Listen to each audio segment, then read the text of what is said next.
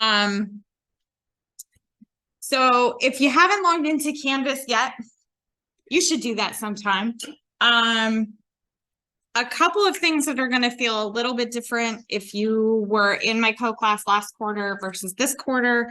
Last quarter, there wasn't really an option to be enrolled for a workload unit. This quarter, there is. So if you are enrolled for a workload unit, I just wanted to go over quickly what that means exactly in terms of grading.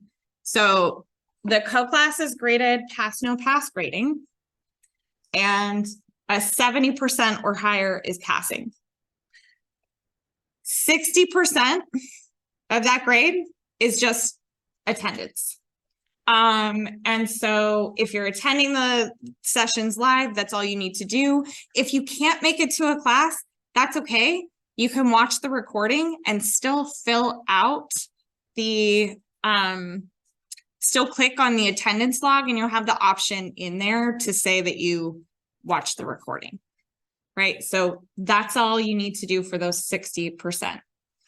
If you're enrolled and you're just trying to get to that 70% to get the pass, the only other thing you need to do is to fill out a weekly reflection. It is always 3 questions, none of them related to math, unless there's something that you want to talk to me about that's math related.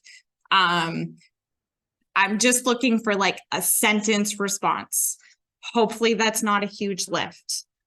I will also do weekly quizzes. And let me just pause for a second. How many of you were in Dr. Challoner's class last quarter? I know there were a few. Cool.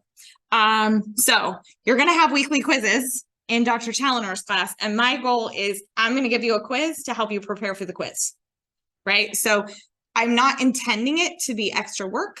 I'm intending it to be extra practice for you.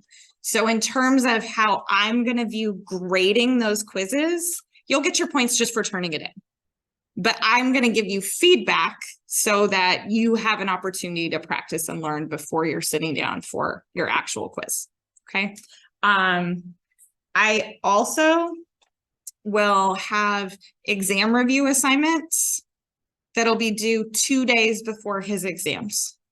Again, it should be things that you're already thinking about doing to help prepare for the exam. I don't mean for it to be extra work. I'm just trying to give you some structure in terms of some things that I think would be helpful for preparing for the exams. Dr. Challoner is going to assign a whole lot of homework, right? And so I'm not trying to assign extra homework for you. You have plenty of problems to work on. If you haven't already looked, there's already a homework 0 in Canvas. There are probably 20 questions on it. And even though those homework assignments are really due for Challoner, that's the best preparation that you're going to have in terms of getting ready for those quizzes. So it is a lot of problems every week. And so staying on top of that and doing some problems every day is really going to be important. Are there questions specifically about like co-class and grading? Yeah. Like if we're not registered for a workload unit, does like the no pass thing not apply to us? Correct. But if you're in my Canvas, you have access to all of these same things. So even if you're not enrolled for a workload unit, if you want to do the quizzes and get some feedback, totally fine. If you want to do my exam prep assignments to get the practice, totally fine. You will see a grade in Canvas. But when I go to submit final grades at the end of the quarter, if you're not actually enrolled, nothing happens. Like I just get a note back in Canvas saying these students were not enrolled, right? It's not a problem. Yeah. Yep. Excellent question. Other questions about this? I also want to let you know that you do not have to be enrolled to stay in Canvas. So if you decide between now and the drop deadline, this is a 20-day drop course, that you're like, I thought I was going to make it to class every day. It's just not happening. If you decide to drop the co-class, just let me know and I'll re-add you back into Canvas. You don't have to be enrolled to be in my Canvas, but if you drop the course, it will drop you from Canvas. So you'll need to send me a note or like talk to me after class or something so that I can make sure to add you back in. Yeah. Couple notes about things. So hopefully you already know about these things from last quarter, but just in case you don't, calculus room is staffed by your TAs. The AATC drop-in tutoring center is staffed by undergraduate peer tutors, and some specialists like myself have hours in there as well. The drop-in tutoring in Shields Library starts this Sunday, and tutoring runs Sunday through Thursday. You can also book appointments with the tutors, and those are one-on-one appointments on Zoom. And so that's an option to you. Again, the appointment bookings will start on Sunday. In addition, there are math specialists at AATC, like myself. Hi, I'm Sarah. I don't know if I mentioned that. Should have led with that part. So all of the AATC specialists have office hours, and you can come to see any of us. You don't have to just use my office hours. So if my office hour times don't work for you, check out all the other specialists and see what we can do. I also have a few appointments available on Calendly each week. And so the link to book those appointments are on there. If you book with me on Calendly, you'll have the choice to come see me in person or on Zoom, just whatever works for you. And if you want to come as a group, that's totally fine too. So if you book with me on Zoom and you want to share that link with a couple of friends, that's fine. If you're coming to my office and you want to bring a couple friends, that's fine. There's a room just down the hallway from my office where I can fit about 10 people if we need to. Other things of note. So my office hours are hard to find geographically. And so I want to make sure that we talk about that just for a second. So we are close to the South Silo. If I could see through walls, I'd be looking at it right over there. The bottom floor of the South Silo has the marketplace and the craft center. And the second floor of the silo has CADS. And my office hours are in the dance studio room in CADS. And so if you get to the second floor of the South Silo, you kind of don't have a choice. You're going to have to enter CADS. So if you make it to the second floor, you're good to go. My Friday office hours are going to be over in C-Class of Centro, over in the Memorial Union. If you've never been in there, you have to enter from the outside of the building, which sounds weird because it's on the second floor. But just know that there are exterior stairs up to the second floor of the Memorial Union, or you can come from inside and take the elevator or stairs to the second floor, and you'll have to go outside to get out to the upper terrace that's kind of sitting on top of the coho. And that's where the entrance to C-Class is. My office hours for those times will also be starting next week.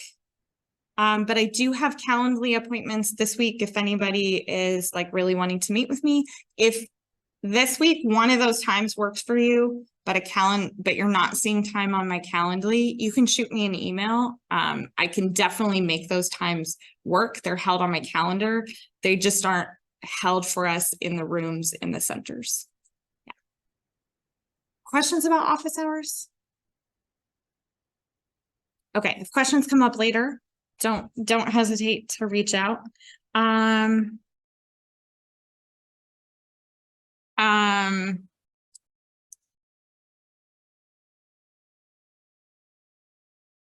just going to write answers, but if they don't look like your answers, say something, because I've been known to make mistakes before. Better to catch me now than later. So derivative of 3x squared, I've got a number times x raised to a power. So I'm using that power rule. Bring that exponent down, multiply by the number in front. and then subtract 1 from the exponent. And I don't usually write the 1 when the exponent is a 1. Same deal here. If I bring that -2 down, I've got -20. Remembering that I'm subtracting 1 from the exponent, -2 minus 1, I got -3. Fractions are our friend. I would write this as 3/2 x to the -1/2. Alternatively, it might be worth just thinking about if the function I have is a square root of x. Personally, if you've got some space to memorize a rule, I like to remember that that derivative is 1/2 square root x. And part of the reason that I like having that memorized as a rule, in particular for 17b, is this quarter is all about going backwards. This quarter is all about recognizing that this is somebody's derivative and asking whose derivative is that. So I happen to like having this one memorized so that I can easier recognize somebody's derivative hiding in there. For that second one, just show of hands, how many people went product rule? Some people multiplied stuff out. More people said product rule, so that's how I'll do it. So my product rule answer here, derivative of the first piece, 3x squared, leave the second part alone, leave the first part alone, derivative of the second part, I get 3. Just like scale of 1 to 10, if this had been a quiz out of 10 points, how many points would you have gotten this morning? Are we like in the 1-hand realm of points or the 2-hand realm of points? Just trying to get a feel. How would you, yeah, okay. Okay, cool. So I'm going to amp it up just a little bit. And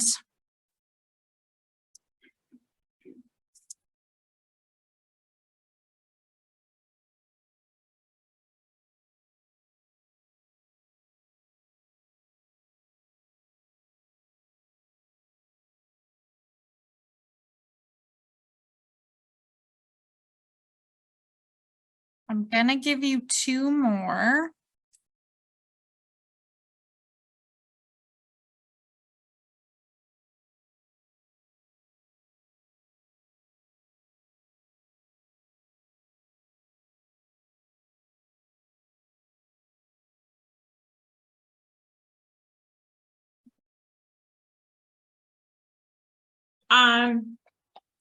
So couple things going on in C. I've got an exponential function, which in general, the derivative of an exponential function is going to look like copy exactly the same thing down and then multiply by the derivative of whatever's in the exponent. So my f prime here is going to be e to that stuff. Oops, sorry. My handwriting's, still working on it. Times the derivative of what was in that exponent. So the derivative of 3x squared minus 4x, I'm looking at 6x minus 4. Just as a kind of side note about more generally some of those exponent rules, just as a reminder, because this one is going to come up for us again this quarter, it doesn't matter what my base is as long as my base is a number.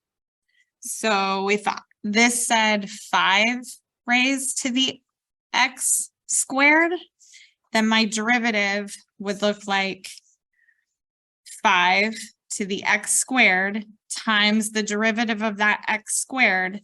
But there's an extra piece because my base was not e. And the extra piece that I have to remember to put in there is to multiply by natural log of that base. The order that you write those things in does not matter. So if you like to put your ln of 5 first, that's totally fine. But that exponent rule, when we have a base that isn't e, now technically we can do it with the base that is e. It's just that what would happen is I would be writing times natural log of e. What is the natural log of E? Totally. So since the natural log of E is 1, we don't usually write that part, but you could. Okay. For that second one, I want to like call a timeout and let's quickly run through our trig derivatives. And we'll come back and do this. So trig derivative fun. It will take me longer to write this than it will take you to do them, but that's okay. So you just write as many of these as you have memorized.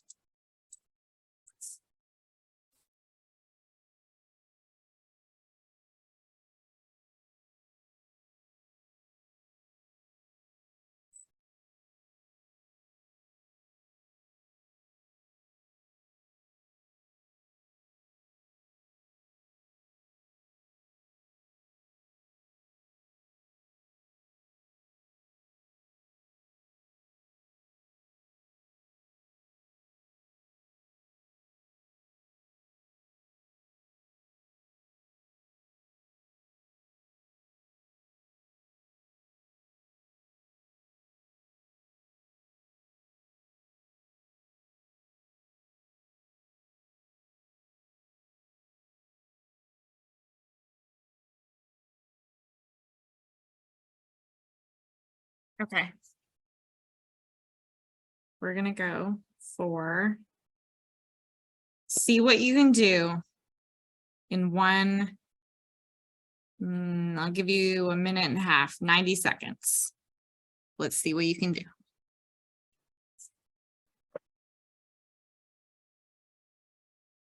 Might take you longer to write them than to do them, like I said, but.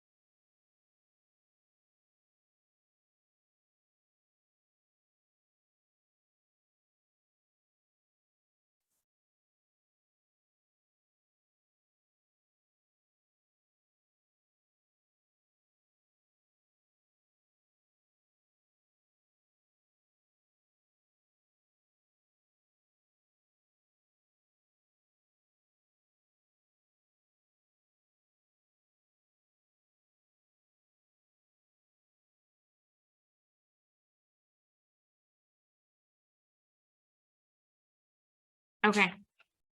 How many are confident about at least 2? Confident about at least 3? Confident about 5 or more? Okay, so a few of you have those trig derivatives memorized. My suggestion is if you didn't get them memorized in 17A, guess what? They're not going away. And they're also not going away in 17B.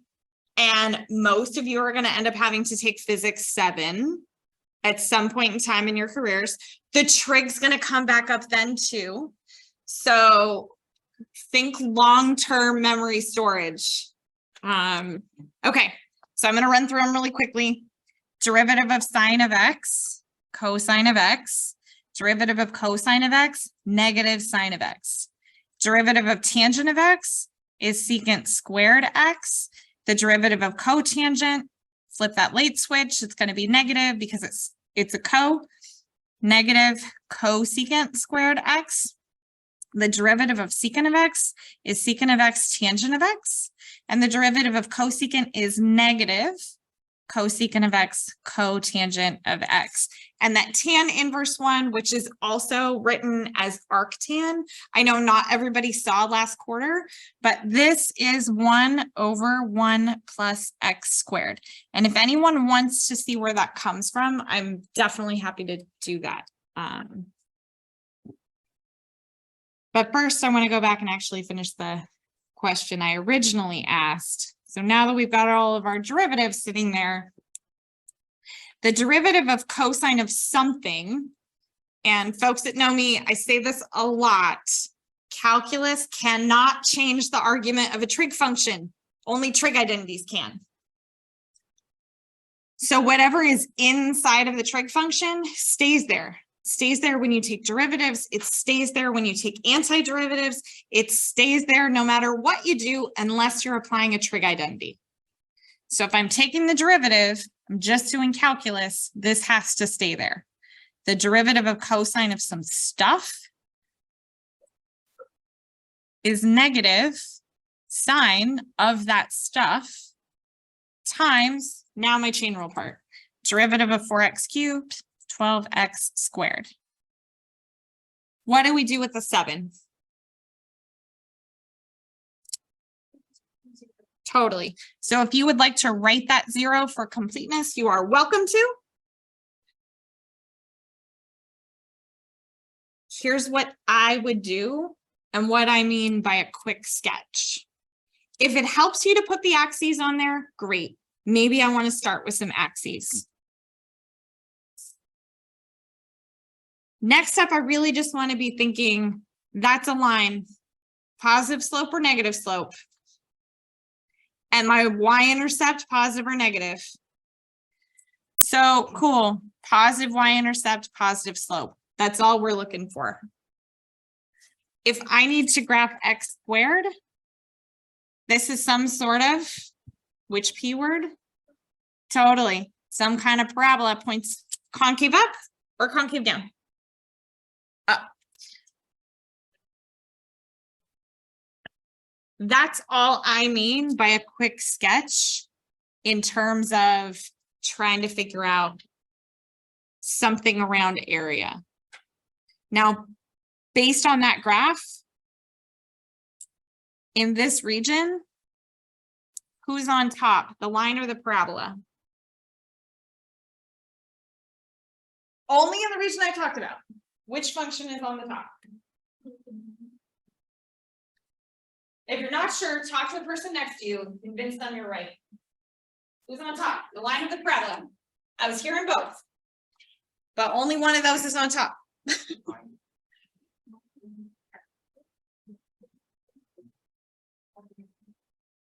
Have we come to a consensus? You don't take care of In that piece, have we figured it out? Is it the line or the parabola? Who's on top? It is a non-trivial skill to practice. I know that, so some people are really great visually, and this feels super comfortable. And for a lot of folks, this is something that you need to practice. But the line is on top, because if I were to draw a vertical line in there, it hits that line at the top and it hits the parabola at the bottom. So let's do another quick one here. So we're going to sketch y equals 4 minus x squared and y equals, I don't know how gross we want it to be yet. How gross do we want it to be? Not that gross. You got it. So I'm going to go with that and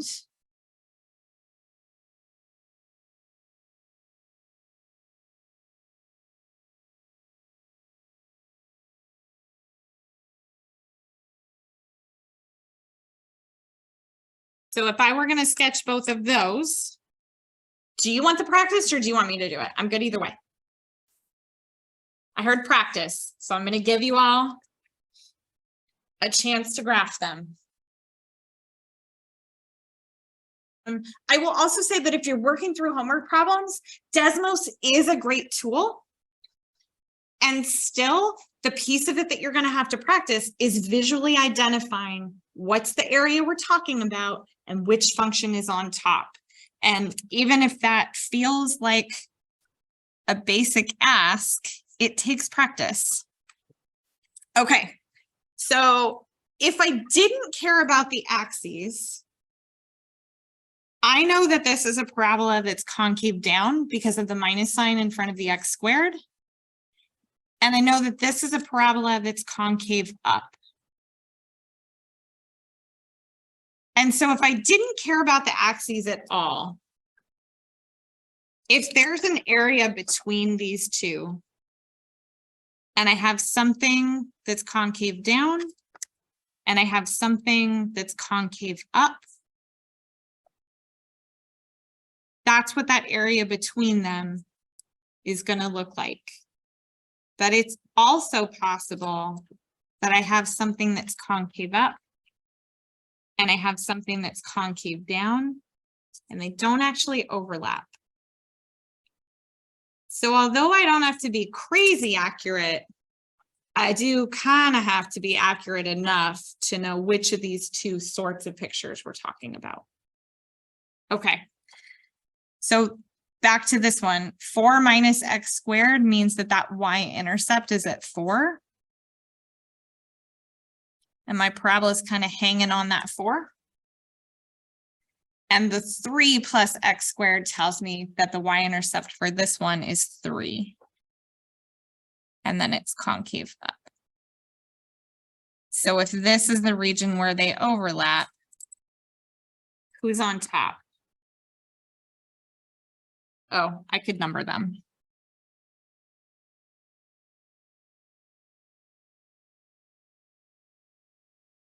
If that's the region I'm looking at, who's on top? 1 or 2?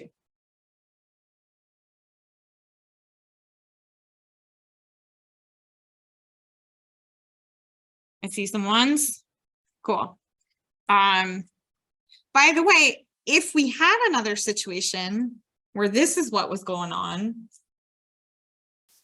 I could still designate a region that we were thinking about.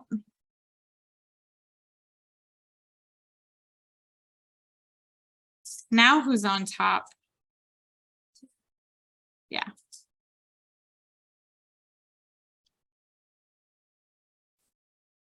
So just, this is not the picture that goes with that. So I'm gonna like cross it out because it's not the picture, but that's what we would be looking at there. Equals e to the negative x squared. Let's do the easy things on our own. The easy thing is plugging in 0 for x. And if I plug in 0 for x, I'm going to get a y-intercept of 1 because e to the 0 is equal to 1. There's my easy piece. I would say the next easy piece for us to figure out is what's happening on the edges of the graph. So if I plug in a really big number, then I've got something like e to the negative infinity. And e to the negative infinity is going to 0. I'm going to roll back to a question at the beginning of class about, are limits really important? Some of the algebra that we were doing in 17A to figure out algebra answers to limits, less important at this point. Understanding that e to the negative infinity goes to 0, that's the part of limits that's important. So e to the negative infinity is going to go to 0, which means because of that x squared piece, I'm actually headed to 0 on both sides of this graph. And when I say headed to 0, I mean a y value of 0. So I'm headed towards a y value of 0 on both sides of this graph. And in fact, this kind of ends up looking like this. So the question that we're being asked, let me find it again. So the question that we're being asked, it says that the rectangle has its base on the x-axis and 2 vertices on the curve. Well, if it's a rectangle, I'm just going to arbitrarily put a rectangle in here. That's a rectangle that has two vertices on the curve and one side laying on the x-axis. Now, what this question says is show that the rectangle has its largest possible area. So thinking about 17A, largest means it's what kind of problem? Yeah, and if it's an optimization problem, I've got to start by writing an equation for the thing we're trying to optimize. Write that equation in terms of just one variable so that I can take a derivative and set that equal to 0. So that's what we're going to have to do. If I'm trying to find the largest area, then I need some kind of formula for the area. Since we're talking about the area of a rectangle, my area formula is going to look like length times width or base times height. I prefer base times height because then it's always clear that we mean this side is the base and this side is the height. Or if you do length and width, you can kind of flip-flop them. So I'm going to call it base times height.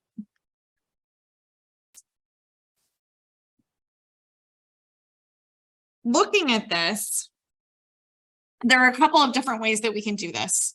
I have the gift of experience on this problem.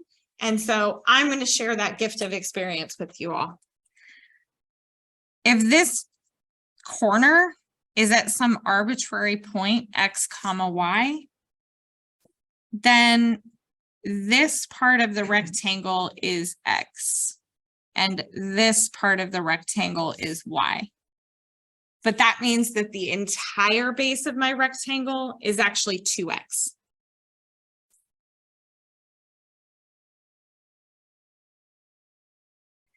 So the base of my rectangle is 2x.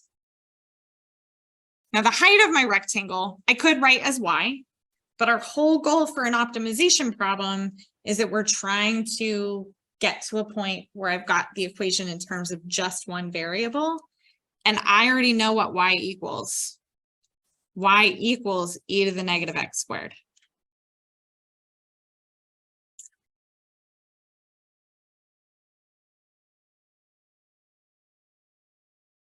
So my formula for the area of that rectangle as a function of x looks like 2x times e to the negative x squared. Yeah. Could you explain how you're going to do the negative x squared one more time? So that e to the negative x squared is the height of my red rectangle. So my rectangle, if this is an arbitrary point on the curve that I called x comma y, then that height for the rectangle is y. And at any point x, how I find the y value is from using the equation. Y equals e to the negative x. So I want to be really clear. We're not finding the area under that curve.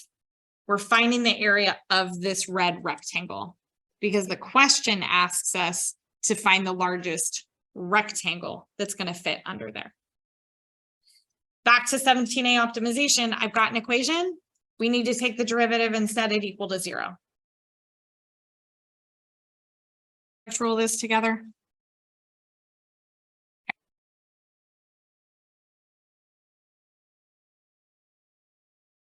Derivative of the first piece is just a 2, and then I'll leave the second part alone. Then I leave the first part alone and take the derivative of the second piece. And since it's an exponential, I'm going to have e to the negative x squared, leaving the whole thing alone, and then multiply by the derivative of the exponent. So that's a negative 2x. In terms of optimization, that means I'm taking that whole thing and setting it equal to 0. Conveniently, there is something I can factor out. So I can factor out the e to the negative x squared part. And if we want, I can also factor out a 2. So I'm going to go ahead and factor both of those things out. So I'll pull out a 2 and an e to the negative x squared. And when I do that, from this first piece of the pieces that are separated by addition or subtraction, that first piece, everything's already accounted for. For the second part, I've got an x and a negative 2x that are not accounted for in terms of what I pulled out. So x times negative 2x is going to give me a negative 2x squared. Good news. E to the something is never equal to 0. It doesn't matter what the something is. So this doesn't give me any possible answers in terms of a max min. This one does though. So if 1 minus 2x squared is equal to 0, then I know that my x value would look like plus or minus the square root of 1/2, which you could also call 1 over square root of 2. Now the plus or minus part makes sense because if we go back to our picture, this thing was symmetric. So it makes sense that we got a plus and a minus value there. What the question asks is to show that this is actually the inflection point for the curve. How do I find inflection points?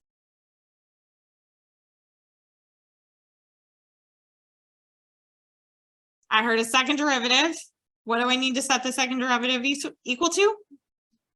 Now there's something else that has to be true to be an inflection point, and that is that on either side of it, the concavity has to change. Well, we can see in the picture that the concavity changes because in the middle we're concave down and on the edges we're concave up. But let's take the second derivative of the function, not our area, because we're showing that the inflection points of the function led to the biggest area. So if I do the inflection points here, just looking at e to the negative x squared, I'm going to do these derivatives quickly. When I take that first derivative, I'm looking at negative 2x e to the negative x squared.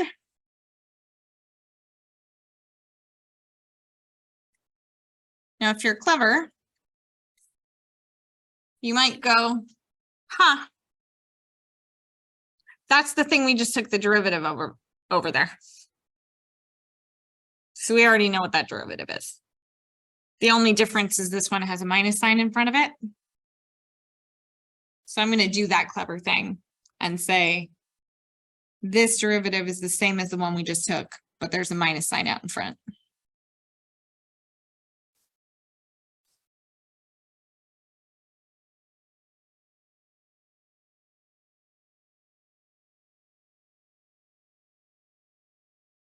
So yep, if I set that equal to 0, I'm going to be solving exactly the same equation.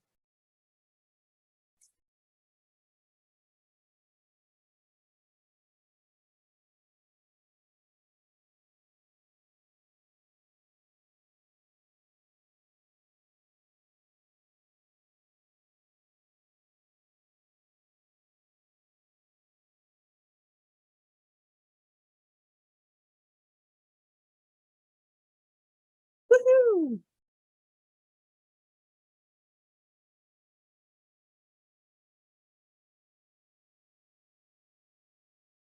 Two things I want to address.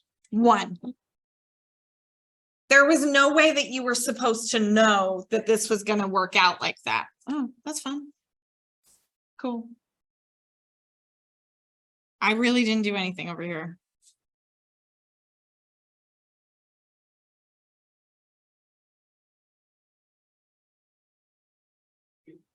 Okay.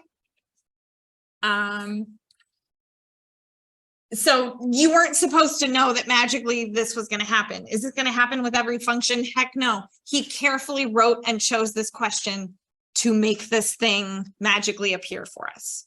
So we were just supposed to read the words, follow the steps, and do what we were asked. Asked to do a couple of things. Let's scoot that down a little. We're asked to do a couple of things. We're going to have to evaluate left and right limits at 0 and 3. determine points where it's discontinuous and what type of discontinuity we're looking at, and sketch a graph. What order would you all like to do that in? Should we sketch a graph first? That's what I would do first. And if you don't know, Desmos will absolutely sketch piecewise functions for you. And I'm happy to show you sometime if you would like to. But I'm going to put in 0. And our other point of interest here is at 3. So on the left-hand side of 0, we should be looking at, did I write that correctly? Is the negative on the inside? It is on the inside. That makes more sense. By the way, just take 20 seconds to ask yourself, how did Sarah know she made a mistake writing the problem down?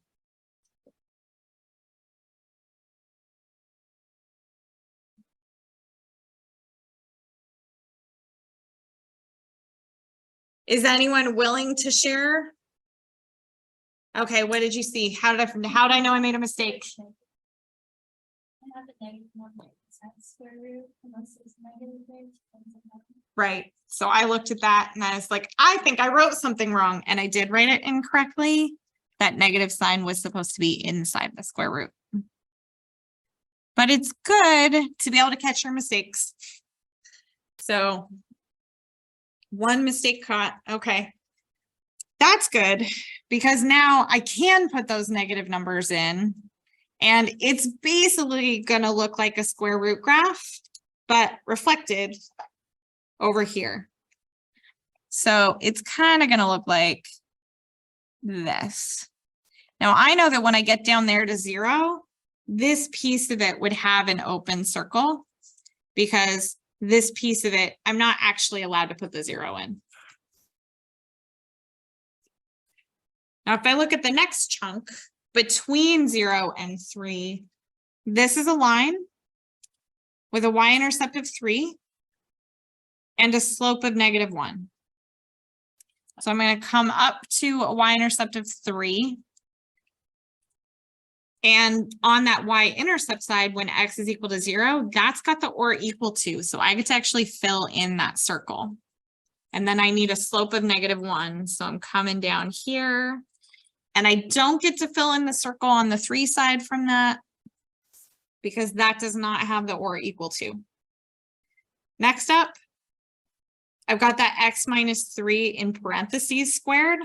Well, that's a parabola. And it's one of those concave up parabolas, but that vertex has been shifted over 3. So if I were sketching in the entire parabola, it would do something like this. But we're not going to include the part over there.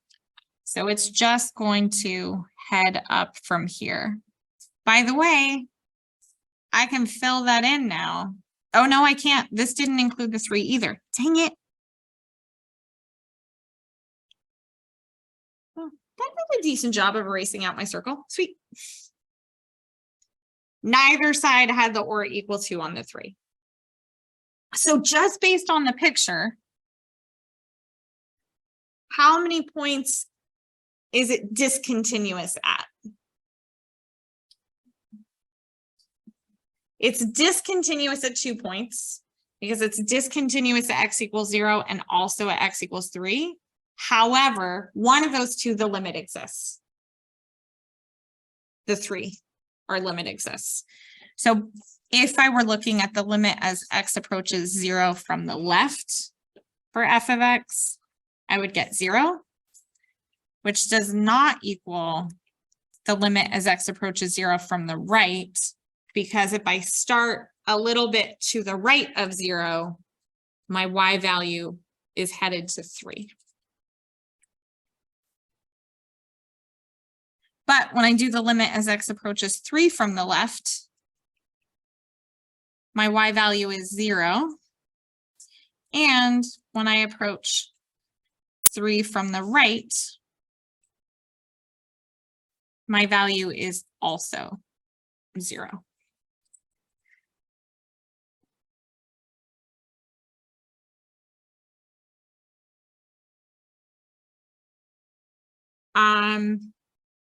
If I were classifying the type of discontinuity at 0, I would say that I have a jump discontinuity. But at 3, I would say I have a removable discontinuity.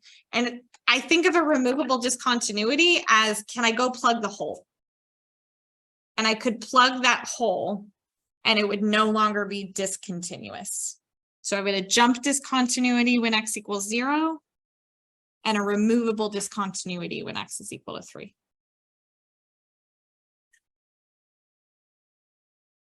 We got 5 minutes left. We could just call it. Question? Yeah. Is there, I think there was another way to do it with that, like, before doing the graph, like if you did it without doing the graph. Oh yeah, if we had done these limits without doing the graph, this is enough to tell me that this was a removable discontinuity. Because the two-sided limit exists, but the function is not defined at that point. So without the graph, I would still know that that meant it was removable. Was that your question? Yeah. Okay. Or did you mean to actually find the limits? Oh yeah, to find it. Yeah, so we didn't need to sketch it to find the limits. If we were to write this out without the graph, as I'm taking the limit as x approaches 3 from the left, I would replace f of x with the actual function that's on the left-hand side of 3. Now, there are technically 2 functions on the left-hand side of 3, but we have to remember that when we're talking about limits, we need to be able to get right up next to that x value. So the place where we get right up next to the x value is the function in the middle. So I would be looking at this function. And the first thing we try with any limit problem is to plug the number in. So if I plug in 3, 3 minus 3 is 0, we're good. Then I would check the limit as x approaches 3 from the right.